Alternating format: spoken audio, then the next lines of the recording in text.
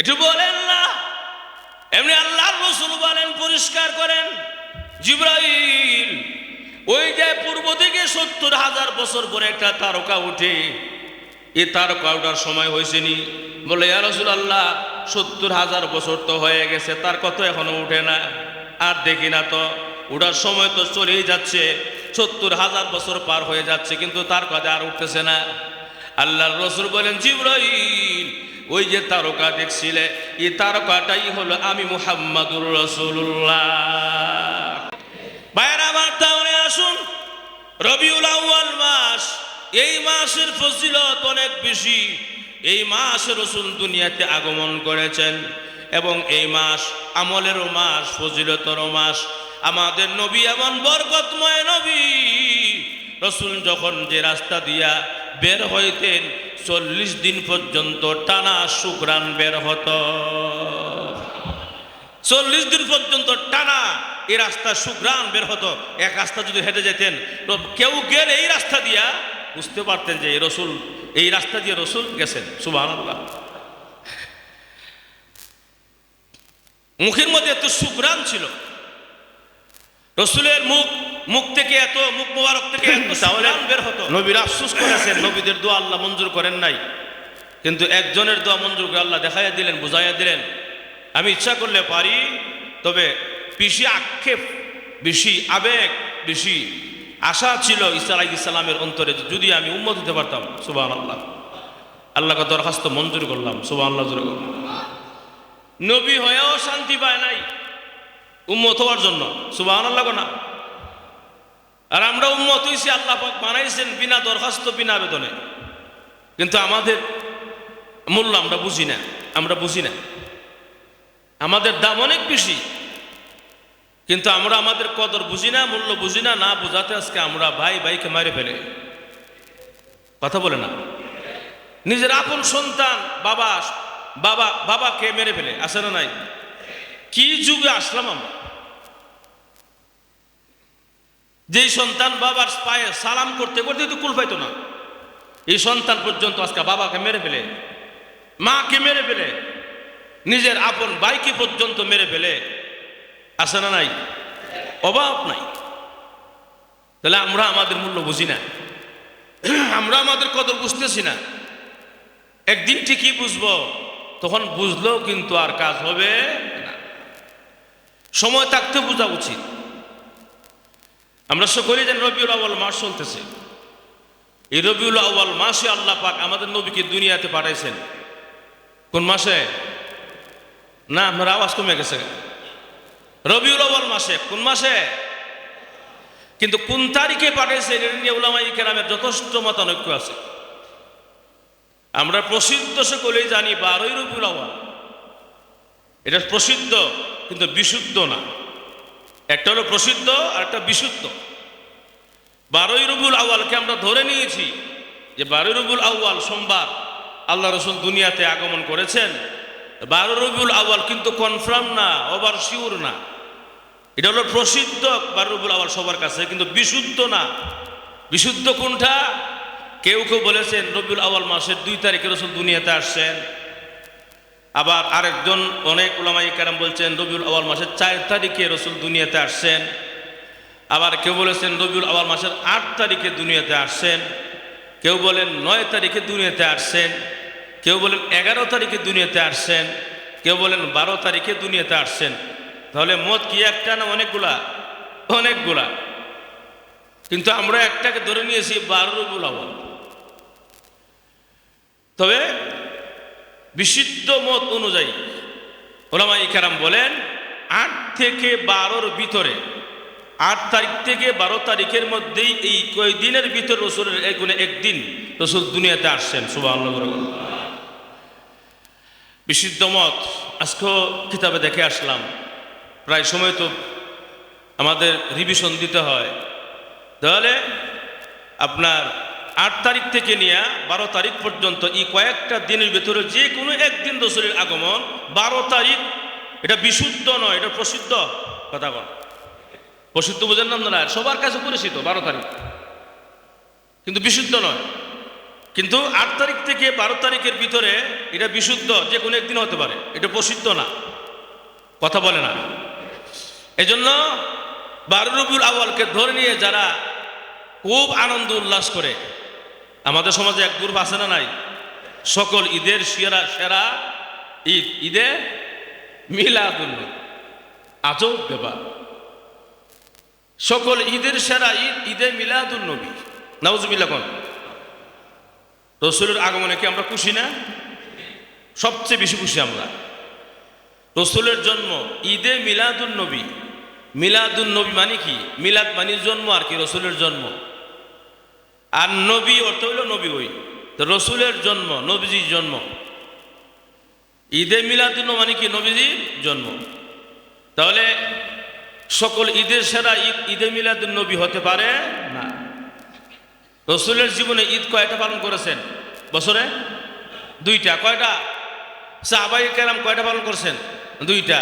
রসুল যেই এই 2টা ঈদ পালন করেছেন, রসুলের কাছে যেই 2টা ঈদ পছন্দনীয়, রসুলের কাছে যেই 2টা ঈদ পালনীয়, এটা আমরাও পালন করব। কথা কর।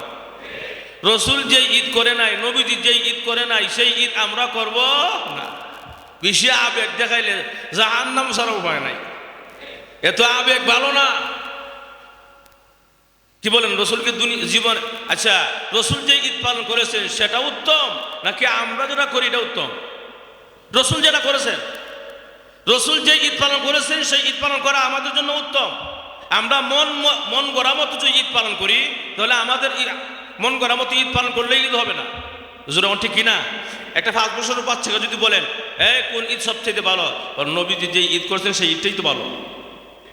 তাহলে রসুল জীবনে শরীয়তে আমাদের ইসলামের মধ্যে ঈদ কয়টা? 2টা। ঈদুল ফিতর, ঈদুল আজহা, মানে রোজার ঈদ আর কুরবানির ঈদ। এই 2টা ঈদ আমাদের ইসলাম ধর্মের মধ্যে আল্লাহ পাক দিয়েছেন। রসুল বলে গিয়েছেন, রসুল নিজে পালন করেছেন। 2টা ঈদ ব্যতীত যারা বলে সকল ঈদের সেরা ঈদ, মানে ওই রসুলের যে 2টা ঈদ পালন করতেন বছরে 2টা, এটা কোনো মূল্যই না হেরের কাছে। জোরে ঠিক কিনা? এই জন্য সকল ঈদের সেরা ঈদ ঈদে মিলাদুন্নবী যারা বলবে, অবশ্যই তারা বিদআত করতেছে, অবশ্যই তারা গুনাহ করতেছে। আমরা শুনেন, খুব খেয়াল করেন, রসুলের মিলাদ মানে কি? জন্ম। মিলাদ মানে জন্ম। জন্মকে যদি কেউ অস্বীকার করে তার ঈমান থাকে না। কথা বলেন। তাহলে আমরা সকল রসুলকে রসুলের জন্ম মানি। রসুলের মিলাদ মানে কি? জন্ম। জন্ম মানি আমরা। তোর জন্ম সারা জীবনের জন্য পালনীয় নয়। জন্ম মাত্র একদিন, জন্ম মাত্র একদিন হয়েছে। এখানে 2টা কথা আছে, একটা ঈদে মিলাদুন্নবী আর একটা হলো সিরাতুন্নবী। মিলাদুন্নবী আর সিরাতুন্নবী। মিলাদুন্নবী মাত্র বছরে একবার, আর সিরাতুন্নবী রসুলের 63 বছরের জিন্দিগি। সুবহানাল্লাহ। রসুলের 63 বছরের জিন্দিগি, একদম শুরু থেকে নিয়ে শেষ পর্যন্ত বাথরুম কিভাবে গেছেন, প্রস্রাব কিভাবে করেছেন, খাওয়া দাওয়া কিভাবে করেছেন, ঘুমাইছে কিভাবে, সব কিছুকে আলোচনা পর্যালোচনা করা নফল বন্দেগীর সওয়াব। সুবহানাল্লাহ নাই? সব কিছুকে আলোচনা পর্যালোচনা করা নফল বন্দেগীর সওয়াব আমাদের নবীজি। এই জন্য রসুল দুনিয়াতে এসেছেন 12 রবিউল আউয়াল। এটা বিশুদ্ধ নয়, এটা প্রসিদ্ধ। কথা কন। তবে এমন একটা মাস, এই মাসেই রসুল দুনিয়াতে আগমন করেছেন, আবার এই মাসেই রসুল দুনিয়া থেকে বিদায় হয়েছেন। যারা আমরা আশেক দাবি করি, রসুলের আশেক, আর যারা বলে সকল ঈদের সেরা ঈদ ঈদে মিলাদুন্নবী, যারা বলে আবেগ বেশি যারা দেখায়, রসুলের মিলাদ শুধু পালন করলায় রসুল দুনিয়াতে বিদায় হয়ে গেছে, একটু ব্যথা লাগে না? মাজুর ঠিক কিনা? তাহলে প্রকৃত রসুলের আশেক যারা হবে, রসুলের আশেক যারা হবে, রসুলের এশক যারা দেখাইতে চায়, এরা রসুলের রসুলের মৃত্যুর কথা স্মরণ করে, ইন্তিকালের কথা স্মরণ করে, তারা মনের মধ্যে ব্যথা সৃষ্টি হয়। এই মাসে তো রসুল দুনিয়া থেকে বিদায় হয়ে গেছে, এই মাসে রসুল দুনিয়া থেকে বিদায় হয়ে গেছে, আমি কি করলাম রসুলের জন্য? কমপক্ষে 2টা রোজা রাখি, কমপক্ষে 4 রাকাত নফল নামাজ পড়ি, নামাজও নাই, রোজাও নাই। 12 রবিউল আউয়াল আসলে বছরে একদিন রাস্তাঘাট ব্লক করে, রাস্তা গাড়িগুলো যানজট লাগায়া এরা মিছিল করে, রেলি ঈদে মিলাদুন্নবী। আছে না নাই? যারা মানুষকে কষ্ট দিয়ে রাস্তা গাড়িগুলো যানজট করে, রাস্তাঘাট ব্লক করে, যারা র্যালি বের করে, ঈদে মিলাদুন নবী পালন করে, এরা জঘন্য গুনাহ করতেছে, মানুষের কষ্ট দিয়ে আরেক গুনাহ। যেরকম ঠিক কিনা? এজন্য বুঝতে হবে, সঠিকটা জানতে হবে, সঠিকটা জানতে হবে। রসুল দুনিয়া থেকে বিদায় হয়ে গেছেন, এই ব্যথা আমাদের থাকতে হবে। নিজের সন্তান দুনিয়া থেকে বিদায় হয়ে গেলে কত ব্যথা, কত কত শব্দ উচ্চারণ হয়। রসুল দুনিয়া থেকে বিদায় হয়ে গেছে, কলিজার টুকরা নবী, নবীকে সবচেয়ে আপন মনে করতে হবে, সন্তানের চাইতে আপন মনে করতে হবে। যখন আমার কলিজার টুকরা হবে আমার নবী, যদি এই চিন্তা যারা করে যে আমার নবী আমার কলিজার টুকরা, দুনিয়ার সব কিছু চাইতে আমার নবীর ভালোবাসি, ভালোবাসাটা যার মুখ থেকে বের হয়, অন্তর থেকেও বের হয়, অবশ্যই সে রসুলের বিদায় হওয়ায় দুঃখিত না হয়ে, ব্যথিত না হয়ে কোনোদিন আনন্দ উল্লাস করতে পারে না। যেরকম ঠিক কিনা? এই জন্য রসুল, এটা রবিউল আউয়াল মাস, অত্যন্ত ফজিলতের মাস। রবিউল আউয়াল মাসে রসুল কি করতেন? আইয়ামে বীজের 3টা রোজা রাখতেন প্রতি মাসে মাসে, কিন্তু আমরা রোজা রাখার কোনো খবরই নাই, আছে না নাই? এই জন্য আইয়ামে বীজের রোজা রাখা, আর রোজাগুলো রাখলে কি হয়? ফায়দা, নিজেরই ফায়দা। মনে করেন যে প্রত্যেক মাসে আপনি 3টা রোজা রাখলেন, 13, 14, 15 বা এরকম 3টা রোজা প্রতি মাসে রাখলে 12 মাসে 1 বছর, 12, 3, 12 কত? 36টা রোজা হয় আপনার প্রতি বছরে। এফলে আপনি যদি কত বছর বাঁচেন দেখেন কতগুলা রোজা হয়ে যায়। এই রোজাগুলো একদিন বিশাল আকারে হয়ে যাবে, কিয়ামতের মাঠে আপনাকে নাজাতের উসিলা ফায়সালা হয়ে যাবে। আর যদি রোজা রাখতে পারেন তাহলে আপনার শরীরের সুস্থতাও আল্লাহ পাক দান করবেন, সুবহানাল্লাহ। যে ব্যক্তি আইয়ামে বীজের 3টা রোজা রাখতে পারে তার শরীরের সুস্থতা আসবে। ক্যান্সার নামক একটা রোগ আছে, এই রোগটা তার কোনোদিন হবে না, সুবহানাল্লাহ। রোজার মাধ্যমে আপনার ভিতরের যে ময়লা আবর্জনা সব দূর হয়, রোজার মাধ্যমে ভিতরটা পরিষ্কার হয়, ক্লিন হয়, এবং রোজার মাধ্যমে আপনি সুস্থতা পাচ্ছেন, এবং রোজার মাধ্যমে আপনি আখিরাতেও আল্লাহর কাছে অনেক বড় প্রতিদান পাচ্ছেন। তাহলে রোজা রাখা অবশ্যই দরকার, আছে না নাই? ভাইয়ের আমার, রসুল দুনিয়াতে এসেছেন। একদিন জিবরাইল আলাইহিস সালাতু ওয়াস সালাম আল্লাহ রসুলের কাছে আসছেন। আসার পরে দেখে রসুলের মন খারাপ, অর্থাৎ জিবরাইল আলাইহিস সালাম যখন আসলেন তখন আল্লাহ রসুল দেখেন জিবরাইলের মন খারাপ। কিরে জিবরাইল, কোনো মন খারাপ থাকে না, আজকে মন খারাপ কি লেগে? মন খারাপ কেন? এখন এই অবস্থা, আল্লাহ রসুল বলেন, জিবরাইল আজকে তোমার মনটা খারাপ কেন? তুমি মন খারাপ কেন আজকে? জিবরাইল আলাইহিস সালাম জবাব দেয়, ইয়া রাসূলুল্লাহ, আপনার মেয়ে ফাতেমা আমাকে বলছে ছোট্টু চাচ্ছু। সুবহানাল্লাহ। আপনার মেয়ে ফাতেমা আমার কি বলছে? কুটি চাচ্ছু। কুটি চাচ্ছু বুঝেননি? ছোট চাচ্ছু। এর লেগে মনটা খারাপ। কেন? আমার বয়স কত, আমার চাচ্ছু কইল, এর লেগে একটু মনটা খারাপ। আল্লাহ রসুল বলেন, জিবরাইল তোমার বয়স কত? কই, ইয়া রাসূলুল্লাহ আমার বয়স জানতে চান? আমি নিজেও জানি না। সুবহানাল্লাহ। আমার বয়স এত বেশি, আমার বয়স এত বেশি আমি নিজেও জানি না। তবে একটা ধারণা আপনাকে দেই। ধারণা হইল, ওই পূর্ব আকাশে একটা চন্দ্র উঠত, অর্থাৎ তারকা, একটা তারকা উঠত।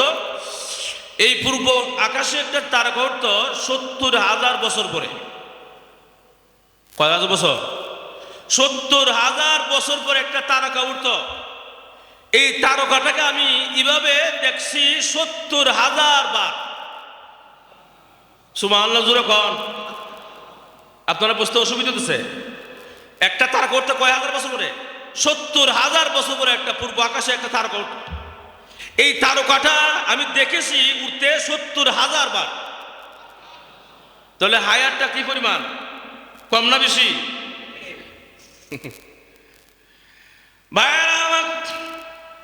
জিবরাইল আলাইহিস সালাতু ওয়াস সালাম যখন বলেন হায়াত কেমন আমি নিজেও জানি না, 70,000 বছর পরে একটা তারকা উঠে, আবার সেই তারকাটা আমার জীবনে দেখেছি 70,000 বার। আল্লাহর নবী মুস্কি হাসি মেরে বলেন, জিবরাইল তুমি কি জানো আমার হায়াত কেমন? আমার হায়াত কেমন? বলে, ইয়া রাসূলুল্লাহ আপনার হায়াত তো আমার সাথে কম হবে। বলেন আরে জিবরাইল, তোমার চাইতেও আমার হায়াত অনেক বেশি। সুবহানাল্লাহ। কেমনে গণবিক একটু বলেন না? এমনি আল্লাহর রাসূল বলেন, পরিষ্কার করেন, জিবরাইল ওই যে পূর্ব দিকে ৭০,০০০ বছর পরে একটা তারকা উঠে, এই তারকা ওঠার সময় হয়েছে নি? বলে ইয়া রাসূলুল্লাহ, ৭০,০০০ বছর তো হয়ে গেছে, তার কত এখনো উঠে না, আর দেখি না তো, ওঠার সময় তো চলেই যাচ্ছে, ৭০,০০০ বছর পার হয়ে যাচ্ছে, কিন্তু তার কথা আর উঠতেছে না। আল্লাহর রাসূল বলেন, জিবরাইল ওই যে তারকা দেখছিলে, এই তারকাটাই হলো আমি মুহাম্মাদুর রাসূলুল্লাহ। আরে জিবরাইল, তুমি আমাকে দেখো তো ৭০,০০০ বার, তার আগেও আমি আরো ৭০,০০০ বার এরকম উঠছি। সুবহানাল্লাহ। তার মানে হলো তোমার হায়াতের দ্বিগুণ আমার হায়াত। আল্লাহু আকবার।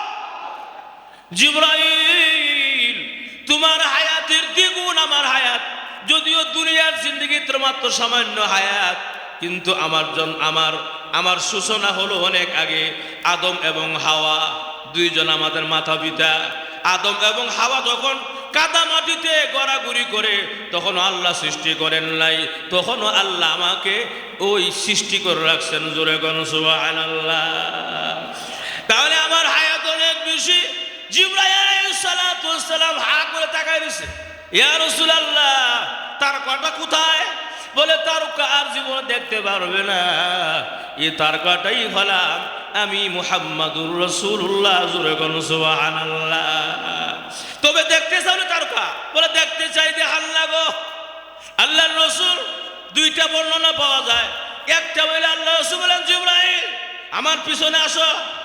আসলেন, আমার জামাটা উঠাও, উঠাইলেন, গেঞ্জিটা উঠাও, উঠাইলেন, দেখো তো কিছু দেখা যায়নি।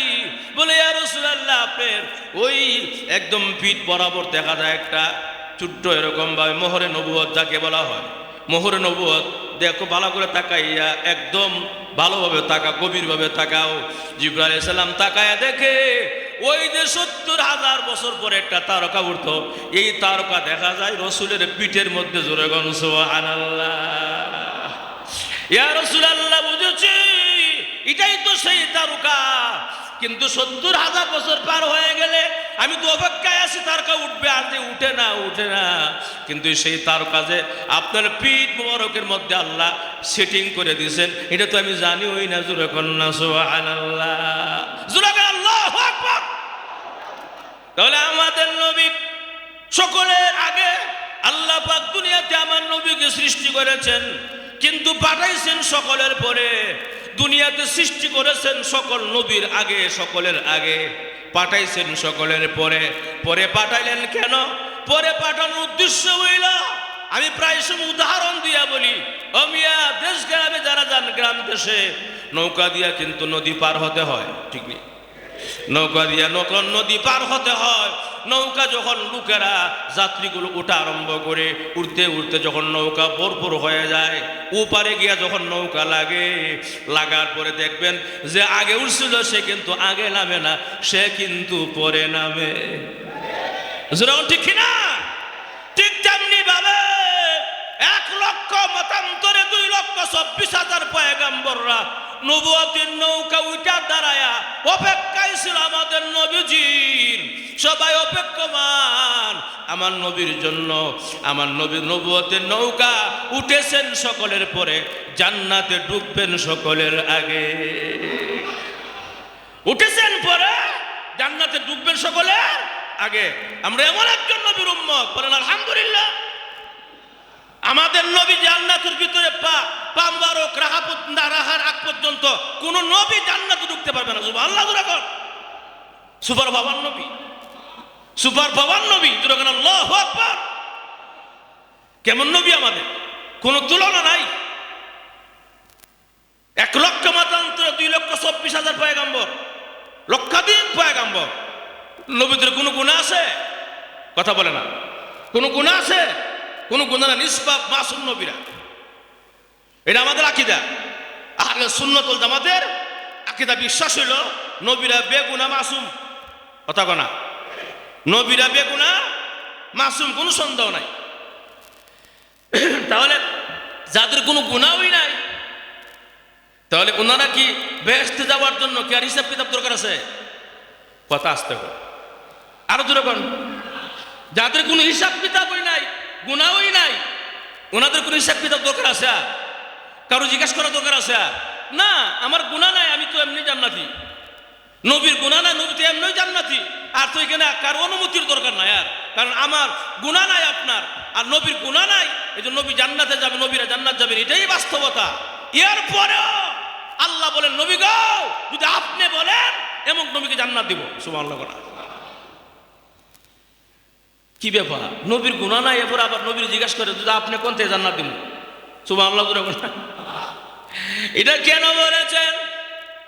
বিভিন্ন কিতাবের মধ্যে পাওয়া যায় আল্লাহ রাব্বুল আলামিন নবীরে এত ভালোবাসেন, মহব্বত করেন, একমাত্র আল্লাহ নবীর মর্যাদা বাড়ায় দেওয়ার জন্য আর নবীর মনকে খুশি করার জন্য এই কথাটা বলবে। সুবহানাল্লাহ। নবীর মনকে খুশি করার জন্য, নবীর মর্যাদা বাড়ায় দেওয়ার জন্য আল্লাহ কি বলে, নবী গো যদি আপনি কোন জান্নাতে যাওয়ার পারমিশন দিমু, আপনি না কইলে বা। সুবহানাল্লাহ। কেমন নবী? সুপার পাওয়ার নবী। আল্লাহু আকবার। আমরা সেই নবীর উম্মত, আমরা বুঝলাম না, কিন্তু আমরা বুঝতেছি না আমরা এখনো আমরা কোন নবীর উম্মত। আল্লাহু আকবার। কোন নবীর উম্মত আমরা? এই জন্য বেশি বেশি দুরূদ শরীফ পড়া, রাসূলের উপরে মহব্বত, দুরূদ শরীফ পড়া। দুরূদ ইব্রাহিমে আছে, অনেক দুরূদ শরীফ আছে। জুমার নামাজ, আসরের নামাজের পরে মাগরিবের আগ মুহূর্তে একটা দুরূদ শরীফ আছে, আল্লাহুম্মা সাল্লি আলা মুহাম্মাদিন নবীর উম্মি, একটা দোয়া মানে দুরূদ শরীফ আছে। এই দুরূদ শরীফে 100 বার পড়লে কত ফজিলত! সুবহানাল্লাহ। একবার যদি কেউ দুরূদ শরীফের উপরে পড়ে 10টা রহমত নাজিল হয়। না আরো জোরে কোন, কয়টা রহমত? 10টা রহমত নাজিল হয়। আপনি গাড়ি ঘোড়াতে চড়েন, গাড়ি ঘোড়াতে অনেক সফর করে, বিভিন্ন জায়গা সফর করেন, গাড়িতে উঠছেন দুরূদ শরীফ পড়েন, বসছেন দুরূদ শরীফ পড়েন। কারণ আপনার প্রতি যদি একটা দুরূদ শরীফ পড়লে যদি আপনার প্রতি 10টা রহমত নাজিল হয়, যার উপর রহমত নাজিল হইব এর কি কোনো সময় বালা মুসিবত আসবে? আসবে না। এই দুরূদ শরীফের ফজিলত অনেক বেশি।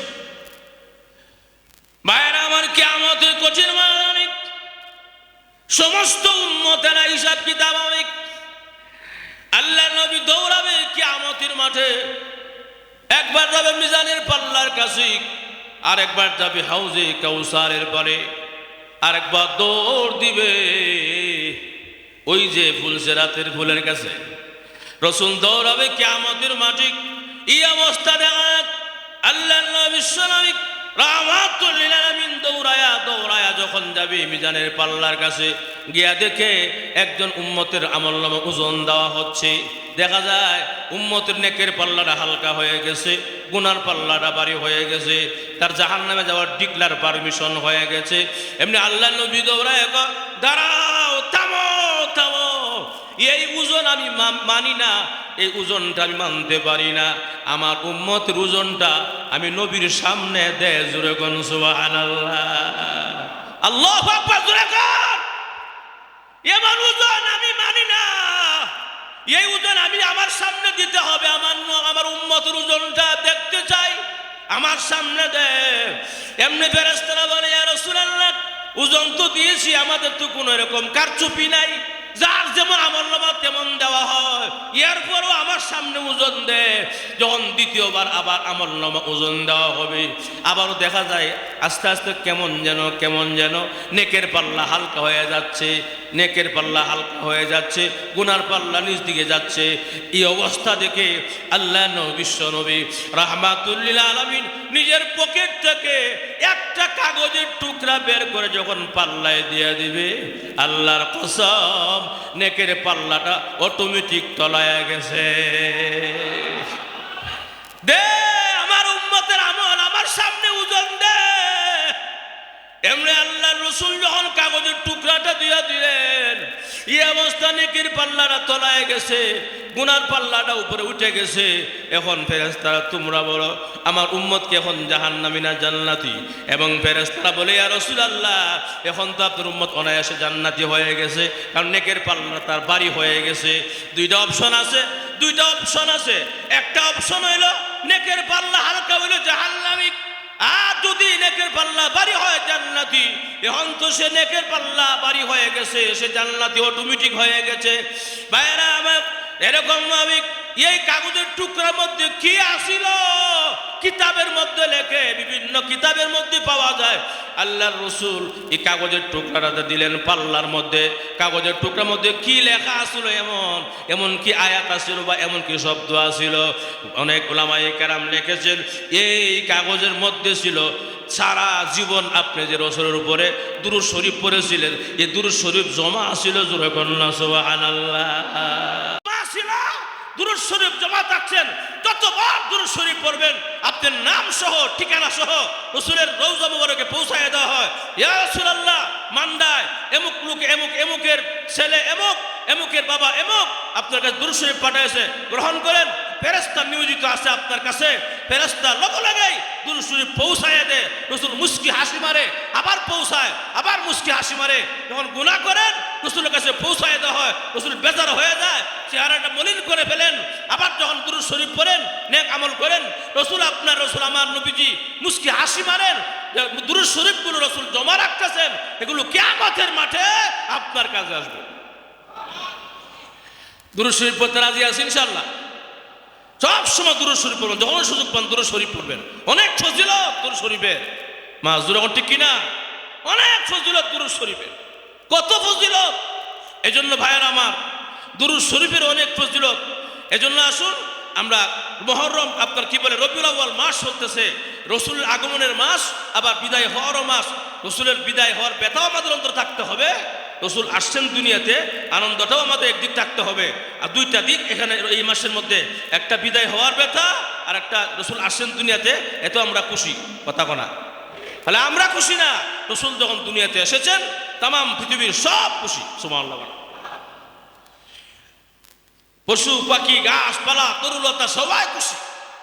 এমন একজন মহামানব দুনিয়াতে এসেছেন, এমন একজন মহান ব্যক্তি দুনিয়াতে এসেছেন যে যিনি এমন একজন বরকতময় নবী, এমন একজন বরকতময় নবী, এমন একজন বরকতময় মহামানব যে উনি আসাতে চন্দ্র সূর্য গাছপালা তরুলতা যা কিছু আছে সবাই খুশি। সুবহানাল্লাহ। অতএব আমরাও খুশি। রাসূলের জন্ম যদি কেউ না মানে, অস্বীকার করে, ঈমান চলে যায়। সুবহানাল্লাহ না? এজন্য ঈমান চলে যাবে। রাসূলের দুরূদ শরীফ পড়তে হবে। রাসূল দুনিয়াতে এসেছেন আমরা মানি, এবং বিদায় হয়ে গেছেন আমরা মানি। তার মানে রাসূলের জন্ম পালন করতে হবে আনন্দ উল্লাস করে, কেক কেটে এরকমভাবে মোমবাতি জ্বালায়, ঝাড়বাতি দিয়ে রাসূলের আনন্দ উল্লাস করতে হবে। এটা কোনো কোরআন হাদিসে নাই। যেরকম ঠিক কিনা? বিশাল বিশাল গেট লাগানো হয়, গেটের মধ্যে ঝাড়বাতি মোমবাতি যা আছে দুনিয়ার লাইটিং করে অনেক বিপুল পরিমাণ টাকা খরচ করে এরপরে মূর্তি লাগায়। এই মূর্তি বলতে গোড়ার মতো বিভিন্ন গোড়ার সাথে বিভিন্ন মূর্তি বানায়। এরপরে দেখা যায় এগুলো নিয়ে তারা এরকমভাবে সারা রাত যাপন করে, গান বাজনা করে, রাসূলের মিলাদুন নবী পালন করে। সকল ঈদের সেরা ঈদ, ঈদের মিলাদুন নবী, পরিষ্কার কথা, এই সমস্ত কাজ যারা করে এরা সত্যিকার আশিক রাসূল নয়, এরা পণ্ড প্রতারক বাটপার। সত্যিকারের প্রকৃত আশিক হইল রাসূলের বিদায় হওয়ার ব্যথায় ব্যথিত হয়ে 2 রাকাত নামাজ পড়বে। রাসূলের বিদায় হওয়ার ব্যথায় ব্যথিত হয়ে, রাসূলের বিদায় হওয়ার ব্যথা ব্যথিত হয়ে 2টা রোজা রাখবে, 3টা রোজা রাখবে, 4 রাকাত নামাজ পড়বে, আমল করবে ব্যথায় ব্যথিত হয়ে। আচ্ছা, আপনার সন্তান যদি দুনিয়া থেকে বিদায় হয়ে যায়, আল্লাহ না করুক, সবাইকে একদিন বিদায় হতে হবে, বা আপনার একজন আত্মীয় দুনিয়া থেকে বিদায় হয়ে গেছে, মহব্বতের মানুষ, আপনি কি ওনার বিদায় হওয়ার পরে আনন্দ উল্লাস করবেন? তাহলে কি করবেন? 2 রাকাত নামাজ পড়ি আমার সন্তানটার জন্য, একটা খতম পড়ে দিই আমার আব্বার জন্য, আছে না নাই? তাহলে বাবার চাইতে কি রাসূলের মহব্বত কম না বেশি? বেশি থাকতে হবে, সকলের চাইতে বেশি থাকতে হবে। রাসূলের মহব্বত আর ইশক যার ভিতরে থাকবে, অবশ্যই একদিন না আরেকদিন তাকে এই মহব্বত আর ভালোবাসায় টেনে হেসড়ে তাকে মদিনায় নিয়ে যাবে। মহব্বত থাকবে, মহব্বত লাগবে, এই মহব্বতে কাজ হবে না। সাধারণ মুখ দিয়ে বললাম এই শেষ। রাসূলের সত্যিকারের মহব্বত যার ভিতরে আছে, সত্যি তাকে একদিন আল্লাহ পাক বাইতুল্লাহ নিবেন, মদিনায় নিবেন। যেরকম ঠিক কিনা? আল্লাহ আমাদের সবাই ওখানে যাওয়ার তৌফিক দাও। আমিন কর, আরো জোরে কর আমিন। সবাই সেখানে যাওয়ার ইচ্ছা আছে না নাই? জীবনে একবার হয় না যেন মক্কা মদিনা সবাইকে যাওয়ার তৌফিক দান করে বলি আমি। ভাইয়েরা আমার, তাহলে আসুন, রবিউল আউয়াল মাস, এই মাসের ফজিলত অনেক বেশি। এই মাসে রাসূল দুনিয়াতে আগমন করেছেন এবং এই মাস আমলেরও মাস, ফজিলতেরও মাস। আমাদের নবী এমন বরকতময় নবী, রাসূল যখন যে রাস্তা দিয়া বের হইতেন 40 দিন পর্যন্ত টানা শুকরান বের হতো। 40 দিন পর্যন্ত টানা এই রাস্তা শুকরান বের হতো। এক রাস্তা যদি হেঁটে যেতেন তো কেউ গেলে এই রাস্তা দিয়া বুঝতে পারতেন যে রাসূল এই রাস্তা দিয়ে রাসূল গেছেন। সুবহানাল্লাহ। মুখের মধ্যে এত শুকরান ছিল, রাসূলের মুখ থেকে এত, মুখ মোবারক থেকে এত শুকরান বের হতো।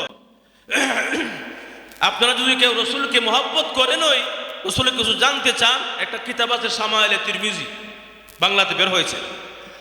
শামায়েলে তিরমিজিটা ঘরে রাখবেন, এটা পড়বেন, দেখবেন রাসূলের নাক মোবারক কেমন ছিল, চোখ মোবারক কেমন ছিল, চুল মোবারক কেমন ছিল, রাসূলের পুরা গঠনটা এই কিতাবের মধ্যে দেওয়া আছে। একদম আপনার যেমন ছিল তেমনই, কোনো কারসিট নাই। এটা একটা কিতাব, গ্রহণযোগ্য কিতাব, শামায়েলে তিরমিজি। এটা বাংলাতে বের হয়েছে, এটার মধ্যে আপনারা পেয়ে যাবেন রাসূল কিরকম ছিল, রাসূলের গঠন আকৃতি, রাসূলের কথা, রাসূলের হাসি, রাসূলের গুম, রাসূলের হাঁটাচলা, রাসূলের রাজনীতি, মানে কি কেমন ছিল সবই আছে। এটা পড়লে আপনার ঈমান তাজা হবে। কথা কোনা রাসূলের প্রতি ইশক আর মহব্বত বাড়বে, ইশক আর মহব্বত আপনার বাড়বে এবং এই মহব্বতে একদিন আপনার কিয়ামতের মাঠে নাজাতে যাওয়ার ফয়সালা হয়ে যাবে। সুবহানাল্লাহ, জোরে কর। রাজি আছিলেন ইনশাআল্লাহ? আল্লাহ তৌফিক দিক, আমিন কর। এজন্য রবিউল আউয়াল মাস চলতেছে, গুনাহ করা যাবে না, গুনাহ ছাড়তে হবে। দুরূদ শরীফ বেশি পড়বেন। দুরূদ শরীফ বেশি পড়ার মধ্যে ফজিলত কম না বেশি? এত পরিমাণে বেশি। খুব খেয়াল করেন, একজন আল্লাহওয়ালা বুজুর্গ রাস্তার মধ্যে মারা গিয়েছেন। রাস্তার মধ্যে মারা যাওয়ার পরে কিন্তু লোকটা তো ছিল অনেক ভালো এবং ফর্সা, খুব চেহারা সুন্দর ছিল। কিন্তু এই খবর পাওয়ার পরে যখন তার সন্তান আসলো তাকে বাড়িতে নিয়ে যাওয়ার জন্যে বা লাশ কাফন দাফন করানোর জন্যে, সন্তান আয়েশা দেখে ওনার বাবার চেহারা এত কালো হয়েছে, একদম কালো কুচ্ছি হয়ে গেছে। উনি চিন্তা করে গেল, ইন্না লিল্লাহ, আমার আব্বা তো ছিল আমলি মানুষ, আমার আব্বা ছিল রাসূলের একজন প্রেমিক, আমার আব্বা ছিল একজন আল্লাহওয়ালা মানুষ, কিন্তু ওনার চেহারা এমন কুচ্ছি হয়ে গেল। ব্যাপারটা বুঝলাম না। এই চেহারা তো মানুষের সামনে দেখানো সম্ভব না। এই চেহারা যদি কেউ দেখে কবে জাহান্নামী, কথা কোনা আছে না নাই? কালো কুচ্ছি চেহারা দেখলে মানুষ আমাকে ধিক্কার দিবে, এই তোমার বাবা এমন চেহারা হয়েছে কেন? বোঝা গেল হ্যাঁ জাহান্নামী, এরকম ধিক্কার দিয়ে মানুষ। আল্লাহ, এখন আমি কি করি? এইভাবে সে এরকম ভাবে তার বাবার কাছে বসে, মানে রাস্তার মধ্যে, যখন জঙ্গলের পাশে রাস্তার মধ্যে বসে একা একা কাঁদতেছে, হারি এখন আমি কি করবো আব্বার, আমি কেমনে নিব বা কি করবো, মানুষের আমি কি জবাব দিব? চেহারাটা এমন হলো কেন? সুবহানাল্লাহ, যখন এরকম ভাবে কান্নাকাটি আরম্ভ করে দিয়েছে, কান্নাকাটি আরম্ভ করে দিয়েছে। কানতে কানতে তার এরকম তন্দ্রা এসে গেছে, ঘুম এসে গেছে। ঘুমের ঘরে স্বপ্নে দেখে ইমামুল মুরসালিন আশরাফুল আম্বিয়া মুহাম্মাদুর রাসূলুল্লাহ সাল্লাল্লাহু আলাইহি ওয়াসাল্লাম ঘুমের ঘরে স্বপ্নে হাজির হয়ে গেছে। এক সন্তান, তুমি কেন কান্নাকাটি করতেছো? তোমার মন খারাপ নেই? বলে কেন ইয়া রাসূলুল্লাহ, অবশ্যই মন খারাপ। বলে কেন? আমার আব্বার চেহারাটা এমন হইল কেন? বলে তোমার আব্বার চেহারা এমন হয়েছে কোনো এরকম ভাবে ভয়ের কোনো কারণ নাই, চিন্তার কোনো কারণ নাই। তবে এখন এই চেহারাটা এমন কেমনে হবে, ফর্সা কেমনে হবে? আল্লাহর রাসূল বলেন, চিন্তা করো না। এরকম ভাবে দুইটা বর্ণনা আছে। একটা হইলো আল্লাহর রাসূল বললেন, তুমি দুরূদ শরীফ পড়ো, পড়া তোমার হাতের মধ্যে ফুদিয়া তোমার আব্বার চেহারার মধ্যে গসা দেও। সুবহানাল্লাহ। এই ছেলে ঘুমের ঘরে এই স্বপ্নে এই দৃশ্য দেখলেন। আরেকটা বর্ণনা হইল, আল্লাহর রাসূল নিজেই দেখা যায় স্বপ্নে যুগে এসে তার বাবার এরকম ভাবে তার বাবার চেহারার মধ্যে হাত মর্দন করলেন, হাত গসাইয়া দিলেন। গসা দেওয়ার সঙ্গে সঙ্গে দেখা যায় উজ্জ্বল চেহারা হয়ে গেছে।